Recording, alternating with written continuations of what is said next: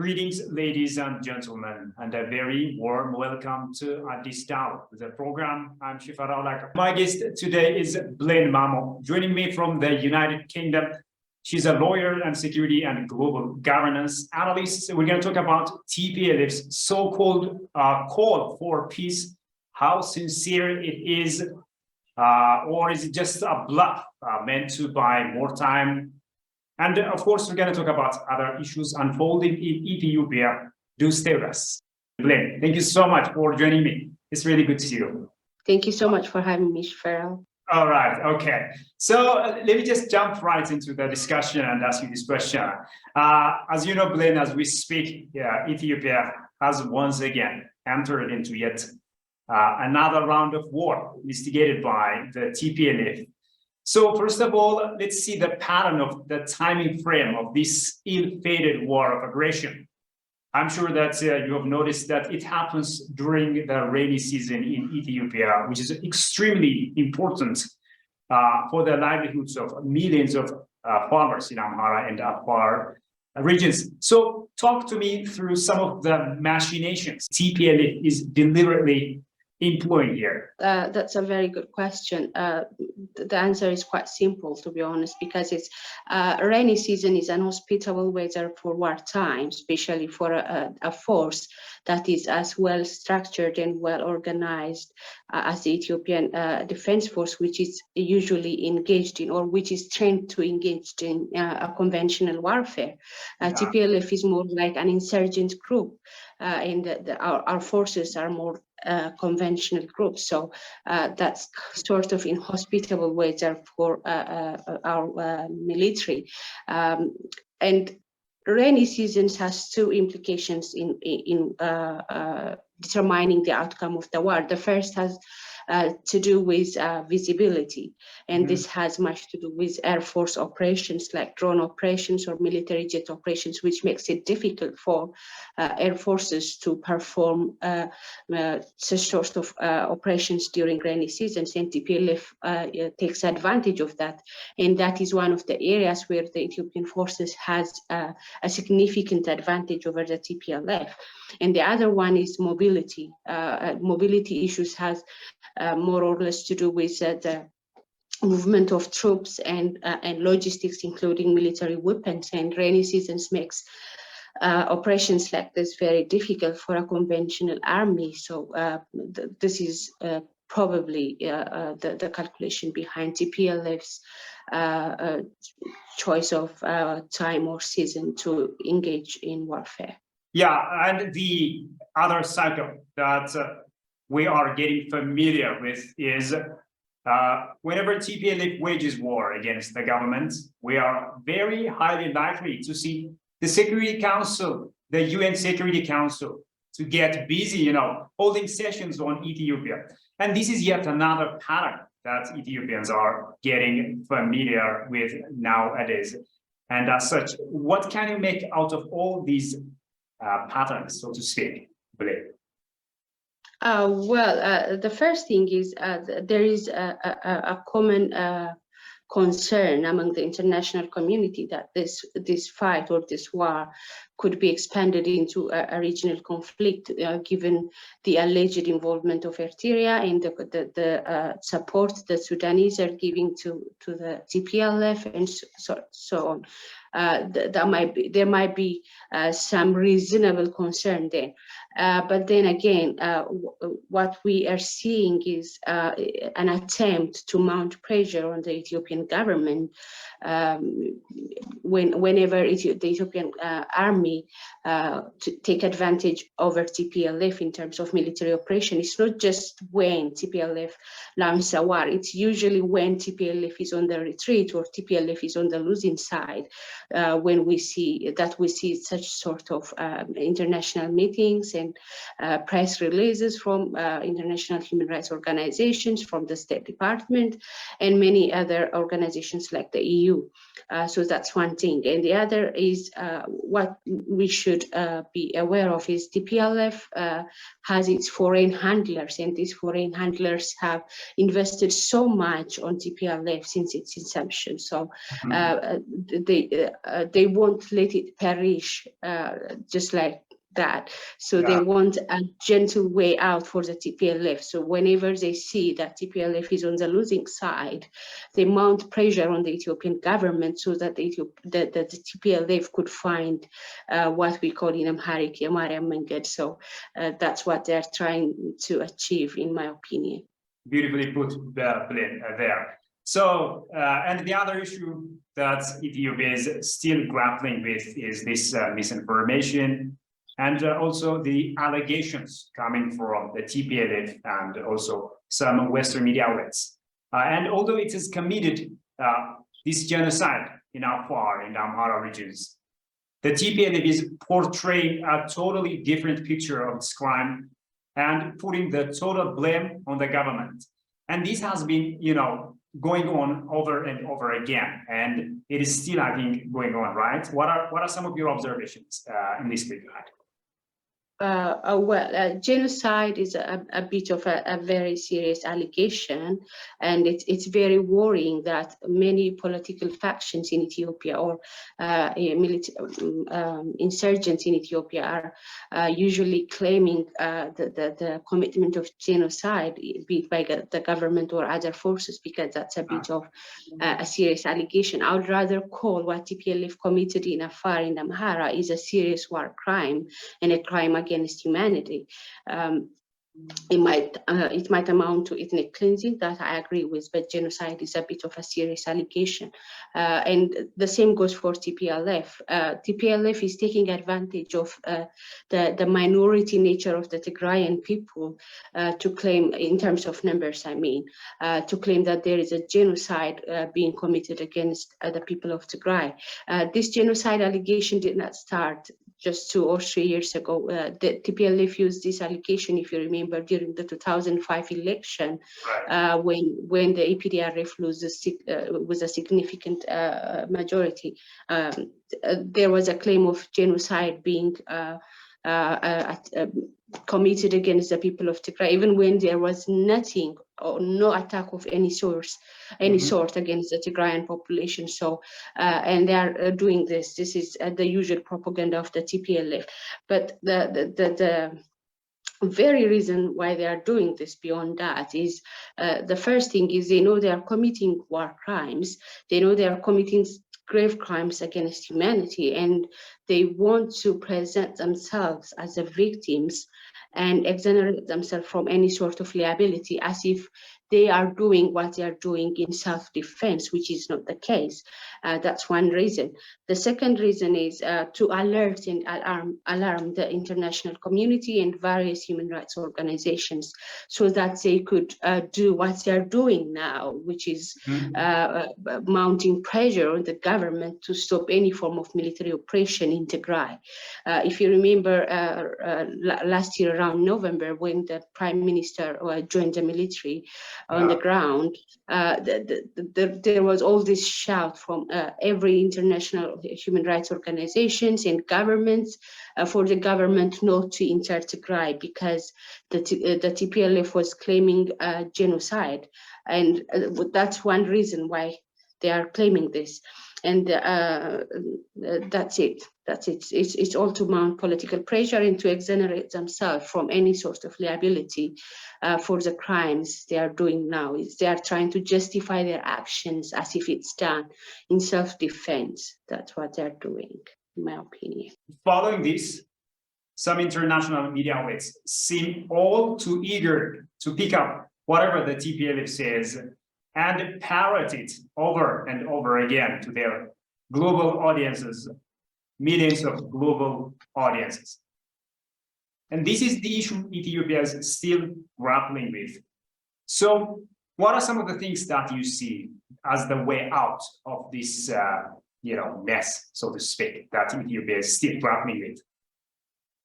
Well, before I suggest any sort of solution, we have to see why the media is doing that. And the first thing is because TPLF has a lobbying, a very formidable lobbying effort being done on these media organizations to echo the narratives that is set by the TPLF, and the Ethiopian government have failed to do to effectively lobby or effectively communicate with the international media on that sort. There are very good improvements these days, which I have to acknowledge, which we all have to acknowledge, but that gap has led to the media to just keep echoing TPLF's narrative instead of the Ethiopian government side, or the side or the truth of the Ethiopian people that we have to know. And the other thing is there is this social and personal network that TPLF have established with media personnel, with politicians, and with academicians, and you name it. While they were in power for the last 27 years, there was this network that they called Friends of Ethiopia, which were actually friends of the TPLF, and they are effectively exploiting such networks to in the media, in the Congress, in the parliament, everywhere, to set their narratives straight, and to for these media and politicians to echo what they're saying. And the other thing we should not forget is these medias have their respective governments behind them, and they have to operate and they have to serve the interest of their governments, and whatever is in the interest of their governments, they do it. So we also have to not undermine the role of their respective governments behind such so-called international medias. And the solution is, oh, sorry, I missed that question. The solution is, the solution is the effective PR on the side of the government, effective media lobbying on the side of the government, and the kind of communication, effective communication that we are now seeing to some extent. So that has to continue, and a lot of PR work has to be put in place. But that doesn't mean the problem is going to go away just like that because we put a PR in place, because like I said, there are serious government interests behind such media operations. Yeah, it's like as some say, you know, the billions of birds the TPLF looted from Ethiopians is again speaking against Ethiopians in the person of these international media outlets, right? Absolutely, absolutely. Yeah. Okay. The other, let's also Blen, let's also talk about the TPLF so-called peace call or negotiation under the auspices of the African Union, which many are playing down as phony or as a bluff, and they say this is going on, you know, as a pretext or just to kind of buy some time so that it will have some energy and again continue its ill-fated war. What are some of your comments or what are some of your observations in this regard? What's your say on that? Well, to start is TPLF by its very nature is not an entity that believes in any sort of matured talk or negotiation. We all know that. And the fact that they release such call for peace is none other than a propaganda in my opinion. But one thing is for sure, TPLF wouldn't release such statement even for propaganda purposes if it was not losing the war on the ground, on the battlefront, that's for sure. But whether or not TPLF will be abided by its word is another thing. And what we're hearing from the ground signifies that they have defied their own call by engaging in military operations the next day after the release of such statements. So I don't know what to take from that.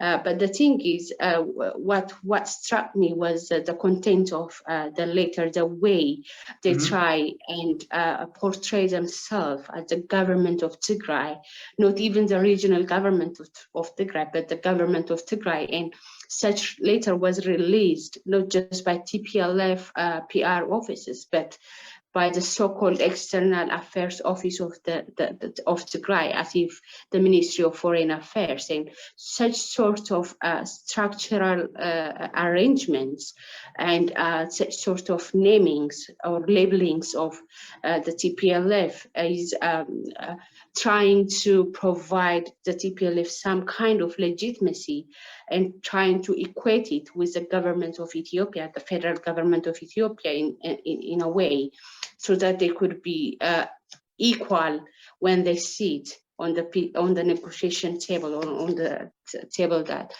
they are going to talk about peace. So that strikes me very much, and that is against the very essence of the Ethiopian statehood, because the very sense of modern states is political centralization, military centralization, or institutionalization of military, which is also known as the monopoly of violence and bureaucracy. And by calling itself the government of Tigray, we can't have two governments in a state. We have the federal government of Ethiopia. So by calling itself the government of Tigray and operating as if they are a sovereign states, they are going against the very sense of the principle of political centralization, because you can, like I said, you can't have two governments in a state. And the other thing is, by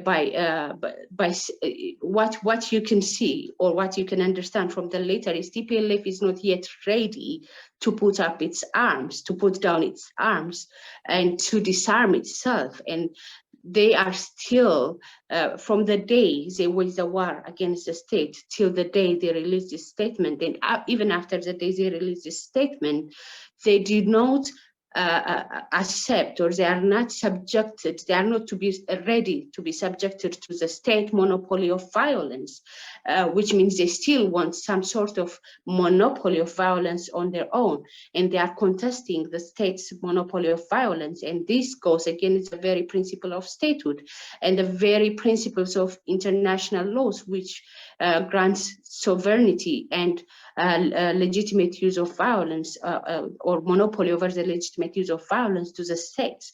What the TPLF want is just a bureaucracy which is mostly related to services provided by the state. They want political independence, they want their own independence regarding the use of force or violence, but they want services and stuff like that. They want to benefit from the bureaucracy of the state while having some sort of sovereignty of their own, which can't happen in a state structure. So this later is the peaceful core, the call for peace is commendable, but the very context of this later are very much ambiguous and against, like I said, against the very sense of statehood and the principles of international law. In the meantime, Blen, the Ethiopian government is still calling for peace, and the government is calling the TPLF to come to the negotiation table, with this clear mind, with this readiness, with sincere posture, so to speak. So, what's your evaluation of the government's stance towards speed, towards resolving the issue with the TPLF peacefully? To be honest, the government has offered a peaceful way out for the TPLF even before the start of the war, the beginning of the war. The government been sending elders and this measures for peace and staff to Mekelle to talk to the TPLF authorities so that a war would not break, or they would not engage in a warfare to resolve their differences in negotiation in peace. But TPLF rejected that and launched the attack on the Northern Command, like we all remember, on November 2020. And even after that, the government has offered peace by unilaterally declaring a unilateral ceasefire, not once but twice, in June 2020 and in November 2021. But TPLF yet again took advantage of that unilateral ceasefire, reorganized itself, rearmed itself, recruited more fighters, including child soldiers, and came on to attack Afar and Amara, and also this turn they try and attack Northern Wallo and parts of Afar, and the government is duty bound to respond to such kind of military provocations, because the government is duty bound to protect citizens that are exposed to danger by TPLF reckless war, and also to defend the nation from any sort of insurgent movements like the TPLF or terrorist movements like the TPLF that endangers the sovereignty and the territorial integrity of the state. So the government is doing that, but while doing that, the government is still ready to sit down and negotiate and find a peaceful way out of this conflict. And this has been made clear by Ato Redouan Hussein, who he's also part of the peace talk committee, the signatories by the Ethiopian government. He's part of the committee. He has said that the Ethiopian government is ready to sit down and talk without any preconditions. Anytime, any day, we're ready. So the government can do nothing beyond that. It's up to the TPLF now to own its word, to put down its arm and sit down and negotiate a peaceful way out for the interest of the Tigrayan people, and also for the interest of their own. That's what the government can do, and it's up to the TPLF now. Blen, thank you so much for your wonderful ideas. Thank you very much for having me. All right, dear viewers, thank you as well for having been with us. Until I see you next time with another program, it's goodbye from me, Shifallah.